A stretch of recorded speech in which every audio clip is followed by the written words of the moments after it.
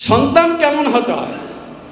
আজকের পৃথিবী যদি জানতে চায় যে সন্তান কেমন হতে হয়, চাচা আবু তালিব রাসূলুল্লাহ সাল্লাল্লাহু আলাইহি ওয়াসাল্লামকে লালন পালন করেছেন ভয়ঙ্কর অভাবের ভেতর দিয়ে।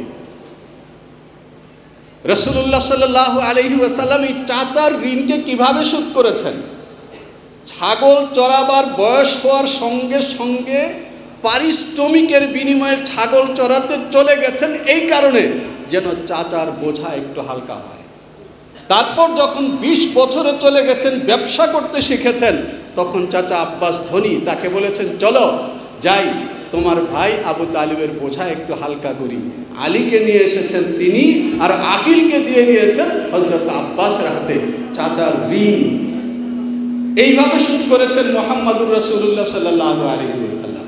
মুহাম্মদ সাল্লাল্লাহু আলাইহি ওয়াসাল্লাম সন্তান, আবার মুহাম্মদ সাল্লাল্লাহু আলাইহি ওয়াসাল্লাম স্বামী, মুহাম্মদ সাল্লাল্লাহু আলাইহি ওয়াসাল্লাম বাবা, মুহাম্মদ সাল্লাল্লাহু আলাইহি ওয়াসাল্লাম আবার নানা, মুহাম্মদ সাল্লাল্লাহু আলাইহি ওয়াসাল্লাম এই যে তার ব্যক্তি জীবনটা, পৃথিবীর যে কোনো কোণ থেকে যে কোনো মানুষ যদি চায় একটা আদর্শ জীবন আমি নেব পিতার জন্যে, মুহাম্মদ সাল্লাল্লাহু আলাইহি ওয়াসাল্লামকে দেখো। স্বামীর জন্য নেব, মুহাম্মদ সাল্লাল্লাহু আলাইহি ওয়াসাল্লামকে দেখো। নানা হাসান হুসাইনের গল্প বলছি না, বিখ্যাত। রাসূলুল্লাহ সাল্লাল্লাহু আলাইহি ওয়াসাল্লাম একজন মেয়ে শিশুকে কাঁধে করে এসে মসজিদে ঢুকেছেন। বেলাল এদিক সেদিক তাকাচ্ছেন, একামত দেবেন কি দেবেন না। আল্লাহ রসুল বলছেন, আকিম ইয়া বেলাল, একামত দাও। ভয়ে ভয়ে একামত শেষ। রাসূলুল্লাহ সাল্লাল্লাহু আলাইহি ওয়াসাল্লাম ওই শিশু মেয়েটাকে কাঁধে নিয়ে আল্লাহু আকবার নিয়ত বাঁধছেন। যখন রুকুতে যাবেন তো হাত সোজা করছেন, ওই শিশুটা হাত ধরে নিচে নেমে গিয়ে দাঁড়িয়ে আছে। আল্লাহ রাসূল যখন আবার উঠবেন তো বসছেন এমনভাবে, মেয়েটা শান্তভাবে কাঁধে উঠে বসছে, আল্লাহ রাসূল আবার সোজা হচ্ছেন। এইভাবে একজন শিশু কন্যাকে কাঁধে নিয়ে আল্লাহ রাসূল 4 রাকাত নামাজ কমপ্লিট করেছেন, এবং সেই শিশুটা হলো রাসূলুল্লাহ সাল্লাল্লাহু আলাইহি ওয়াসাল্লামের নাতনি হযরত উমামা রাদিয়াল্লাহু তাআলা আনহা। হযরত উমামার অনেক গল্প আছে, বলবার কথা হলো এই যে আজকের পৃথিবীতে কেউ যদি চায় যে আমি একজন আদর্শ দাদা হব, আদর্শ নানা হব, তাহলে সে যদি তার জন্য কোনো নমুনা খুঁজতে চায় তাহলে তাকে যেতে হবে মুহাম্মদুর রাসূলুল্লাহ সাল্লাল্লাহু আলাইহি ওয়াসাল্লামের কাছে।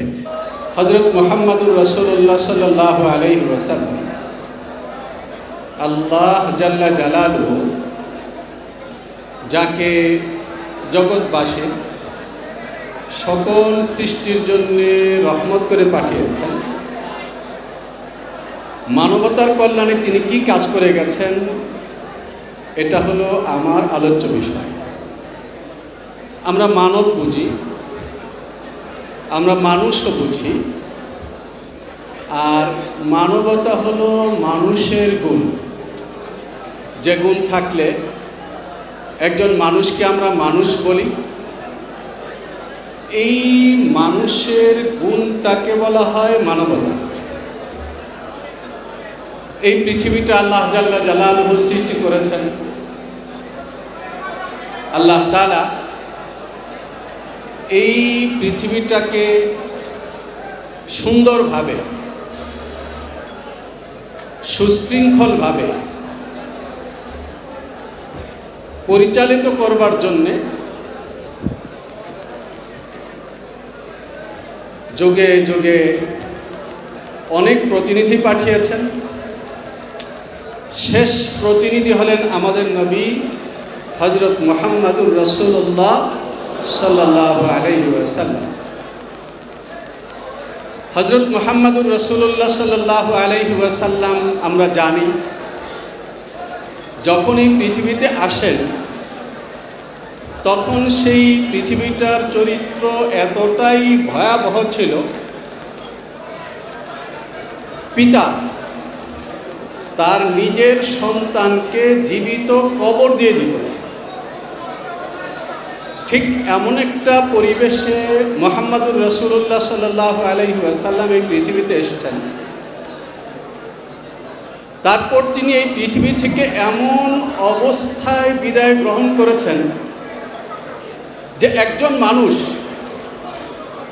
সে একজন মানুষ খুন করবে নিজের কন্যা, নিজের পুত্র, সেটা তো অনেক দূরের কথা।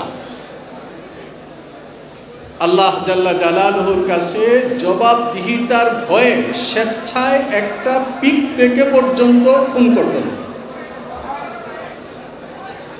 মুহাম্মদ সাল্লাল্লাহু আলাইহি ওয়াসাল্লাম এই যে পৃথিবীটাকে আমূল বদলে দিলেন, তার বদলে দেওয়ার কয়েকটা অস্ত্র ছিল, কয়েকটা মন্ত্র ছিল। সেই মন্ত্রগুলোর মধ্যে আমি দু চারটা মন্ত্র আপনাদের সামনে আলোচনা করব। এক, ইলম, শিক্ষা। মুহাম্মাদুর রাসূলুল্লাহ সাল্লাল্লাহু আলাইহি ওয়াসাল্লাম পৃথিবীর আর কোটি কোটি মানুষের মতো একজন মানুষ, কিন্তু যখন আল্লাহ তাআলা তাকে ইলম দান করলেন, উলামায়ে কেরাম জানেন, এখানে আমার সামনে যারা আছেন তারা সকলেই এই বিষয় খুব ভালো করে জানেন। এখান থেকে আমি একটা ফলাফলের কথা বলবো, সেটা হলো আমাদের নতুন করে স্মরণ করবার মতো জিনিস, পৃথিবীকে জানাবার মতো জিনিস। মুহাম্মদ সাল্লাল্লাহু আলাইহি ওয়াসাল্লাম এই পৃথিবীতে যে পরিচয় নিয়ে এসেছিলেন, তার জন্মের সময়, তার আগমনের সময় তার পরিচয় ছিল মুহাম্মদ ইবনে আব্দুল্লাহ। কিন্তু যখন তাকে আল্লাহর পক্ষ থেকে ইলম এসে স্পর্শ করলো, তো সঙ্গে সঙ্গে তিনি হয়ে গেলেন মুহাম্মাদুর রাসূলুল্লাহ সাল্লাল্লাহু আলাইহি ওয়াসাল্লাম। আমি এখানে যে কথাটা বলতে চাচ্ছি,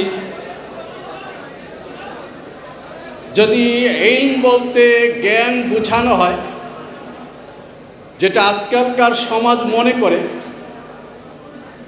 এবং একসময় আমাদের বাংলাদেশের পাঠ্যপুস্তক ছিল, একটু একটু করে আমাদের ধর্ম শিক্ষাকে, রাষ্ট্রীয় শিক্ষাকে বিদায় দেওয়া হয়েছে। সরকারের পরিবর্তন হয়েছে, আমরা জানি না আমাদের শিক্ষার পরিবর্তন হবে কিনা।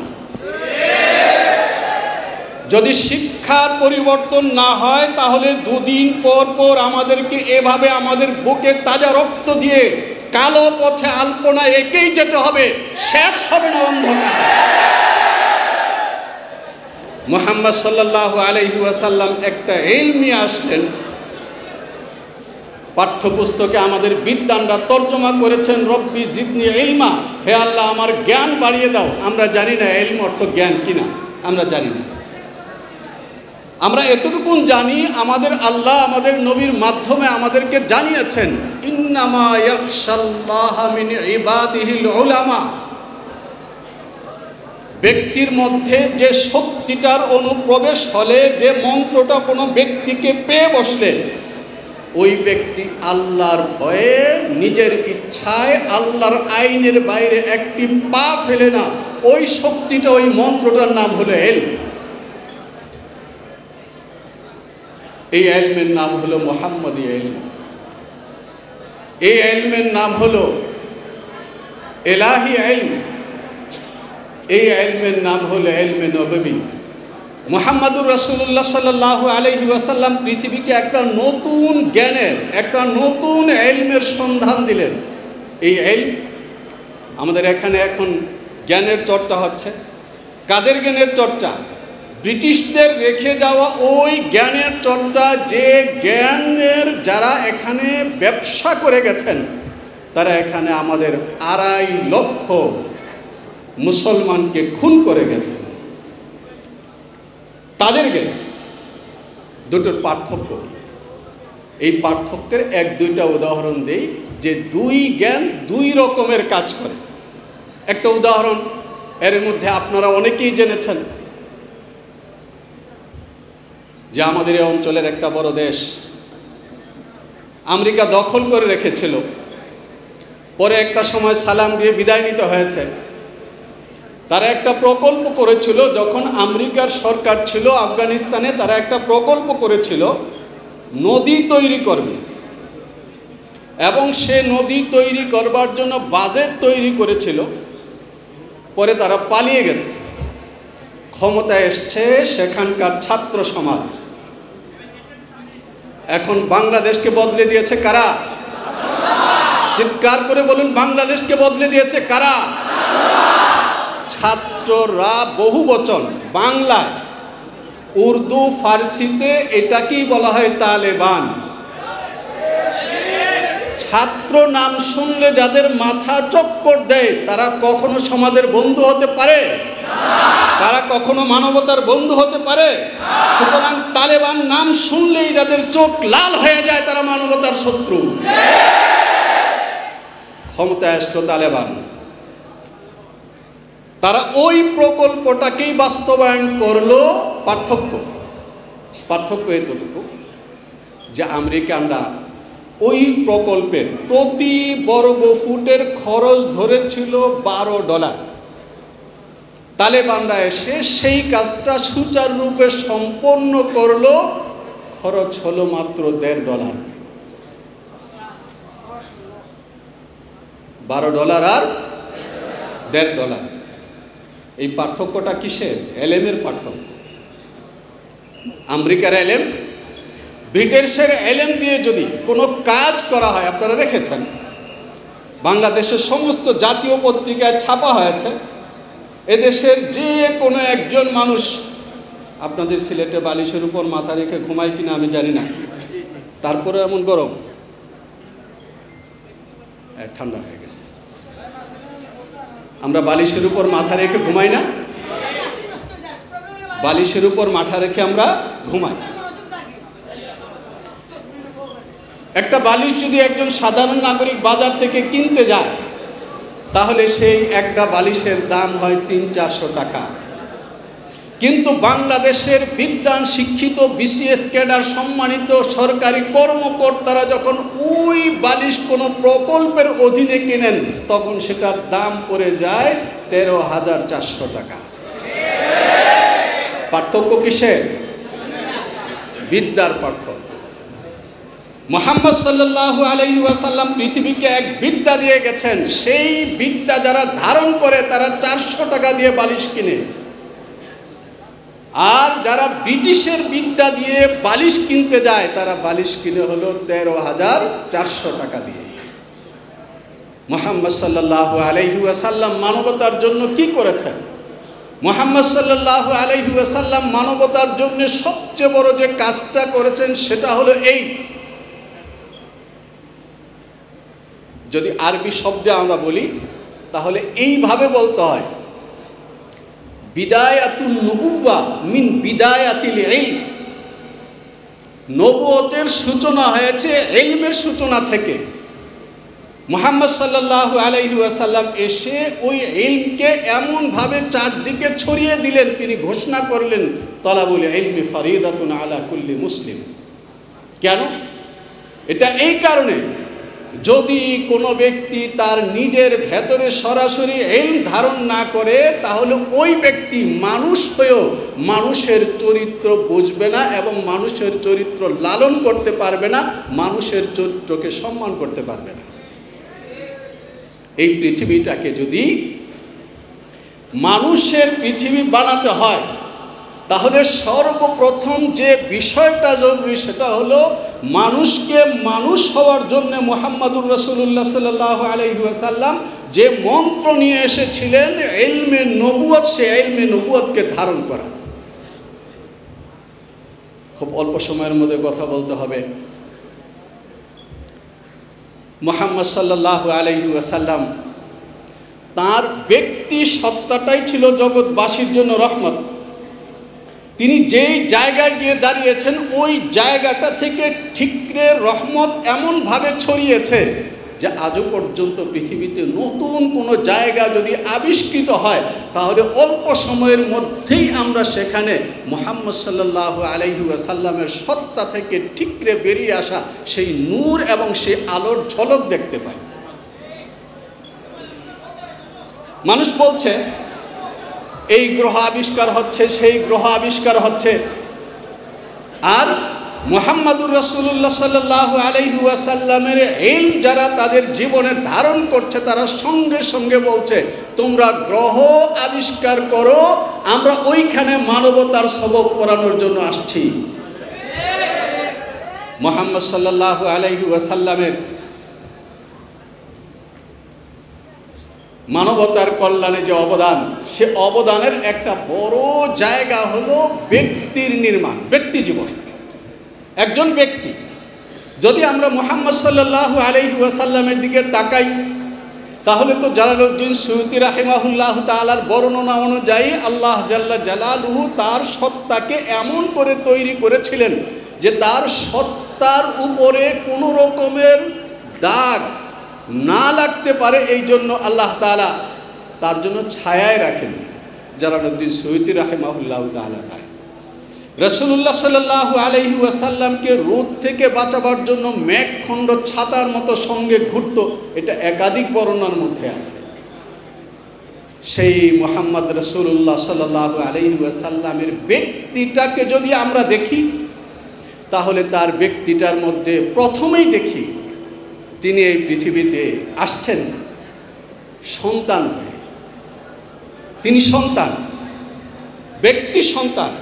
মুহাম্মদ সাল্লাল্লাহু আলাইহি ওয়াসাল্লামের ব্যক্তি সন্তানের ঘটনা ছোটবেলা থেকে আমরা শুনে শুনে বড় হয়েছি, যে একজন সন্তান তাকে কেমন হতে হয়। মুহাম্মদ সাল্লাল্লাহু আলাইহি ওয়াসাল্লাম সন্তান হিসেবে কেমন? পৃথিবী জানবার জন্য যেতে পারে মা আমিনার কাছে, পৃথিবী জানবার জন্য যেতে পারে হালিমা সাদিয়ার কাছে। রাসূলুল্লাহ সাল্লাল্লাহু আলাইহি ওয়াসাল্লাম বলেছেন, এই দুই মায়ের পরে আমার আরও দুইজন মা আছে। আমার আরেকজন মা হলো উম্মে আয়মান, যে আমাকে কোলে পিঠে করে বড় করেছে। বলেছেন উম্মু আয়মান উম্মি বাদা উম্মি, অথচ তিনি তার বাবার আজাদ, তার বাবার কেনা দাসী। তো বাবার কেনা দাসীকে তিনি বলছেন কেন? কোলে পিঠে করে বড় করেছেন। এই কোলে পিঠে করে বড় করার যে দেনা, যে ঋণ, সেই ঋণটাকে তিনি এইভাবে স্বীকার করছেন, উম্মু আয়মান উম্মি বাদা উম্মি, উম্মে আয়মান আমার মায়ের পরে মা। রাসূলুল্লাহ সাল্লাল্লাহু আলাইহি ওয়াসাল্লাম বলেছেন, আমার চতুর্থ মা ফাতেমা, নবীজির কন্যা ফাতেমা না, আবু তালিবের স্ত্রী ফাতেমা, আলী মুর্তাদার মা ফাতেমা। রাসূলুল্লাহ সাল্লাল্লাহু আলাইহি ওয়াসাল্লাম যখন চাচার ঘরে গিয়ে উঠেছেন, তখন এই ফাতেমা, চাচার অভাবের সংসার ছিল, নিজের খাবারটুকু তুলে রেখে দিতেন সব সন্তানরা চলে যাওয়ার পর মুহাম্মদকে খাওয়ানোর জন্য। তিনি দেখিয়েছেন যে চাচি সন্তানের মতো লালন করেন, সেই চাচির ভালোবাসা, স্নেহ, মমতা এবং দরদের ঋণ কিভাবে শোধ করতে হয়। একমাত্র নারী রাসূলুল্লাহ সাল্লাল্লাহু আলাইহি ওয়াসাল্লাম মদিনায় নিয়ে গেছেন, ভালোবেসে যত্ন করেছেন। যখন মৃত্যুবরণ করেছেন, নিজের গায়ের জামা খুলে তাকে কাফন দিয়েছেন। এরপরে রাসূলুল্লাহ সাল্লাল্লাহু আলাইহি ওয়াসাল্লাম তাকে কবরে নামাবার আগে নিজে কবরে নেমেছেন, কবরে শুয়েছেন, কবরে কিছুক্ষণ বসে থেকেছেন, হাত দিয়ে এভাবে এভাবে মনে হয় যেন কবরকে বড় করছেন, তারপরে উঠে আসছেন, চোখ দিয়ে পানি ঝরছে। ওমর বলছেন, আর কখনো তো এমন করতে দেখিনি। বলেছেন, আমার মা ফাতেমা। সন্তান কেমন হতে হয়? আজকের পৃথিবী যদি জানতে চায় যে সন্তান কেমন হতে হয়, চাচা আবু তালিব রাসূলুল্লাহ সাল্লাল্লাহু আলাইহি ওয়াসাল্লামকে লালন পালন করেছেন ভয়ঙ্কর অভাবের ভেতর দিয়ে। রাসূলুল্লাহ সাল্লাল্লাহু আলাইহি ওয়াসাল্লাম এই চাচার ঋণকে কিভাবে শোধ করেছেন? ছাগল চড়াবার বয়স হওয়ার সঙ্গে সঙ্গে পারিশ্রমিকের বিনিময়ে ছাগল চড়াতে চলে গেছেন, এই কারণে যেন চাচার বোঝা একটু হালকা হয়। তারপর যখন 20 বছরে চলে গেছেন, ব্যবসা করতে শিখেছেন, তখন চাচা আব্বাস ধনী, তাকে বলেছেন, চলো যাই, তোমার ভাই আবু তালিবের বোঝা একটু হালকা করি। আলীকে নিয়ে এসেছেন তিনি, আর আকিলকে দিয়ে দিয়েছেন হযরত আব্বাসের হাতে। চাচার ঋণ এইভাবে শোধ করেছেন মুহাম্মদুর রাসূলুল্লাহ সাল্লাল্লাহু আলাইহি ওয়াসাল্লাম। মুহাম্মদ সাল্লাল্লাহু আলাইহি ওয়াসাল্লাম সন্তান, আবার মুহাম্মদ সাল্লাল্লাহু আলাইহি ওয়াসাল্লাম স্বামী, মুহাম্মদ সাল্লাল্লাহু আলাইহি ওয়াসাল্লাম বাবা, মুহাম্মদ সাল্লাল্লাহু আলাইহি ওয়াসাল্লাম আবার নানা।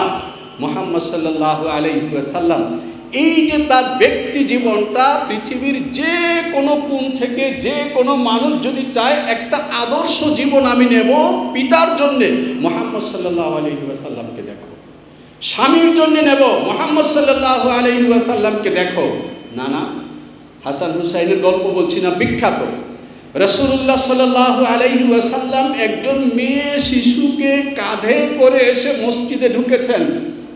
বেলাল এদিক সেদিক তাকাচ্ছেন, একামত দেবেন কি দেবেন না। আল্লাহ রসুল বলছেন, আকিম ইয়া বেলাল, একামত দাও। ভয়ে ভয়ে একামত শেষ। রাসূলুল্লাহ সাল্লাল্লাহু আলাইহি ওয়াসাল্লাম ওই শিশু মেয়েটাকে কাঁধে নিয়ে আল্লাহু আকবার নিয়ত বাঁধছেন।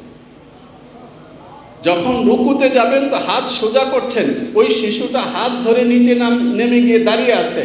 আল্লাহ রাসূল যখন আবার উঠবেন তো বসছেন এমনভাবে, মেয়েটা শান্তভাবে কাঁধে উঠে বসছে, আল্লাহ রাসূল আবার সোজা হচ্ছেন। এইভাবে একজন শিশু কন্যাকে কাঁধে নিয়ে আল্লাহ রাসূল 4 রাকাত নামাজ কমপ্লিট করেছেন। এবং সেই শিশুটা হলো রাসূলুল্লাহ সাল্লাল্লাহু আলাইহি ওয়াসাল্লামের নাতনি হযরত উমামা রাদিয়াল্লাহু তাআলা আনহা। হযরত উমামার অনেক গল্প আছে, বলবার কথা হলো এই যে আজকের পৃথিবীতে কেউ যদি চায় যে আমি একজন আদর্শ দাদা হব, আদর্শ নানা হব, তাহলে সে যদি তার জন্য কোনো নমুনা খুঁজতে চায় তাহলে তাকে যেতে হবে মুহাম্মাদুর রাসূলুল্লাহ সাল্লাল্লাহু আলাইহি ওয়াসাল্লামের কাছে। ব্যক্তি মুহাম্মদ সাল্লাল্লাহু আলাইহি ওয়াসাল্লাম, তিনি বন্ধু। সাইয়্যিদুনা আবু বকর সিদ্দিক রাদিয়াল্লাহু তাআলা আনহু তিনি বন্ধু। সাইয়্যিদুনা ওমর ফারুক রাদিয়াল্লাহু তাআলা আনহু এক একজনের বন্ধুত্বের দেনা তিনি যেভাবে শোধ করেছেন, মুসলমান হিসেবে পৃথিবীর সামনে বুক টান করে আমরা বলতে পারি এই কথা যে আমাদের পয়গম্বর মুহাম্মদুর রাসূলুল্লাহ সাল্লাল্লাহু আলাইহি ওয়াসাল্লাম তার জীবনের এই সামগ্রিক বিষয়গুলোকে হাদিসের কিতাবে সনদ সহকারে হরফে হরফে এমনভাবে লিখে রাখা হয়েছে যে আদর্শের জন্য পৃথিবীর কারো কাছে আমাদেরকে হাত পাততে হয় না। আমি জানি না আমি কয়টার সময় শেষ আলোচনা শুরু করতে পেরেছিলাম, আর কয় মিনিট, আর 5 মিনিট বলবো, আর 5 মিনিটের মধ্যে আমার কথা শেষ করছি। মুহাম্মদ সাল্লাল্লাহু আলাইহি ওয়াসাল্লাম তিনি মানব জাতিকে কল্যাণের অনেক দিক তো দিয়েছেন। তার পারিবারিক দিক আছে, তার সামাজিক দিক আছে, রাষ্ট্রিক দিক আছে। এই সব কথা আমি বলতে চেয়েছিলাম। পরিবেশ যদি স্বাভাবিক হতো তাহলে আরও 2-4টা পয়েন্ট বলতে পারতাম। আমি আমার কথা খুব সংক্ষেপে এখানে শেষ করে দিচ্ছি যে রাসূলুল্লাহ সাল্লাল্লাহু আলাইহি ওয়াসাল্লাম পারিবারিক জীবনটাকে খুব গুরুত্ব দিয়েছেন। কেন গুরুত্ব দিয়েছেন? তিনি একা অনেকগুলো স্ত্রীকে ধারণ করেছেন। এটা নিয়ে পৃথিবীতে খুব হইচই হয়। এই হইচই আমাদের কানে আসে, কিন্তু সঙ্গে আমরা অন্ধ নই। আমরা যখন পৃথিবীর দিকে তাকাই তখন আমরা দেখি যারা এই হইচই করে তারা বহু বিবাহ না, তারা বিবাহেরই পক্ষে না, তারা বিবাহের পক্ষে না। বিপ্লব হয়েছে, নতুন স্বাধীনতা এসেছে, দেশের মানচিত্র নতুন করে হাসছে, কিন্তু এরই মধ্যে গত কয়েক বছরের মধ্যে বাংলাদেশ শিক্ষা এবং সংস্কৃতি নিয়ে যেসব কথা হয়েছে সব পত্রিকায় শক্ত হরফে লেখা আছে। সেখানে দেখানো আছে এটা সন্তানের পরিচয়ে শুধু মায়ের নাম লেখাটাই যথেষ্ট না। তাহলে আর কি চান? এই জায়গাগুলো অত্যন্ত গুরুত্বপূর্ণ। মুহাম্মদুর রাসূলুল্লাহ সাল্লাল্লাহু আলাইহি ওয়াসাল্লাম পারিবারিক প্রথাকে এতটা গুরুত্ব দিয়েছেন কেন? বেঈমানরা বুঝে। গুরুত্ব দিয়েছেন এই কারণে, পারিবারিক প্রথা মানে হলো একজন শুদ্ধ মানুষ তার শরীরের একটা ফোঁটাকে একটা বীজ হিসাবে যেন মাটির মধ্যে রাখলো, সেখান থেকে ফল হবে, ফল থেকে গাছ হবে, সেই গাছ থেকে আবার ফল হবে, আবার গাছ হবে। জরিপ করে দেখানো হয়েছে, এটা তো সিলেট, তাই না? সিলেটে আছি না আমি? হ্যাঁ, যে একদম সিলেটে যদি কোনোভাবে লন্ডন যাইত না, 30 বছরের মাথায় গিয়ে দেখা যায় প্রথমে খালাতো মামাতো একটা বোন না, তারপরে এই 2 জন মিলে সেখানে 12 জন 14 জন 15 জনের বিরাট সংখ্যা।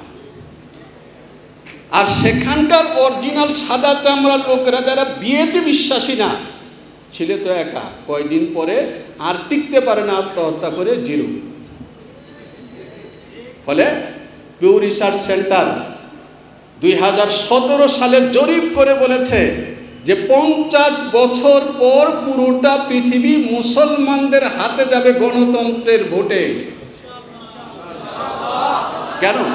এটা মুহাম্মদ সাল্লাল্লাহু আলাইহি ওয়াসাল্লামের মন্ত্র যে একমাত্র মুসলমানরাই পৃথিবীতে শুদ্ধ সন্তান ছড়ায়, একমাত্র মুসলমানরাই পৃথিবীতে শুদ্ধ সন্তান জন্ম দেয়। তোমরা যখন ভোটকেই বলছো পৃথিবীতে সব কিছুর কেন্দ্র, তাহলে এই ভোট এবং এই হাতে মুসলমানরা মুহাম্মদ সাল্লাল্লাহু আলাইহি ওয়াসাল্লামের নামকে বুকে ধারণ করে 50 বছর পর পৃথিবীকে দখল করে।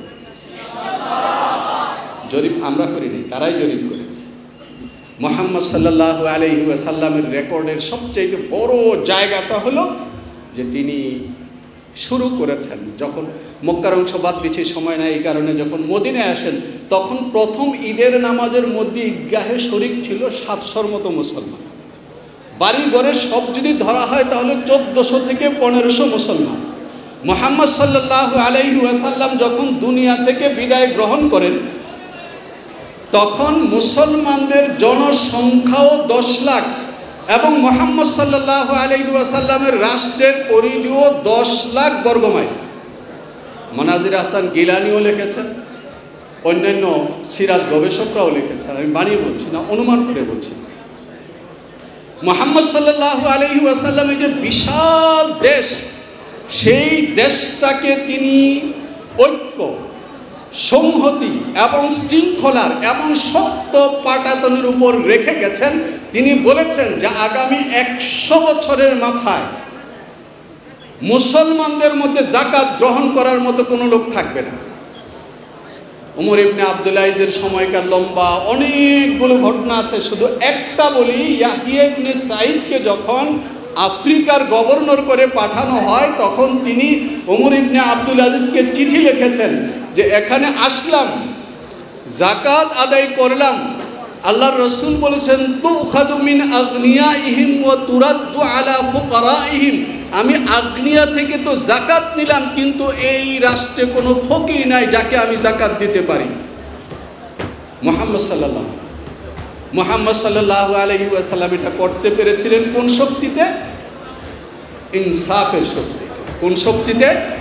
ইনসাফের শক্তিতে। এবং সেই ইনসাফটা কেমন? সেই ইনসাফটা হলো এমন যে মুহাম্মদুর রাসূলুল্লাহ সাল্লাল্লাহু আলাইহি ওয়াসাল্লাম যখন মক্কায় আছেন,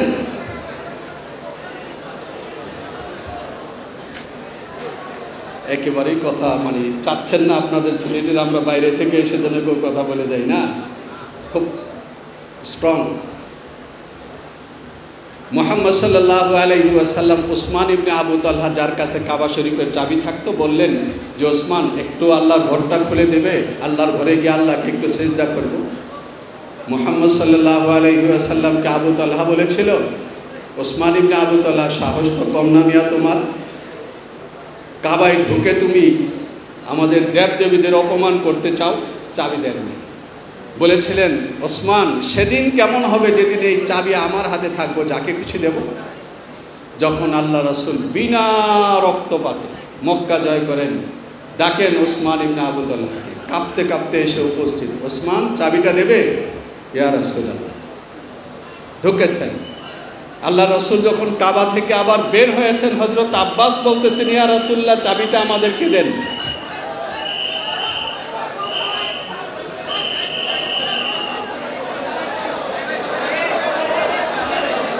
আখির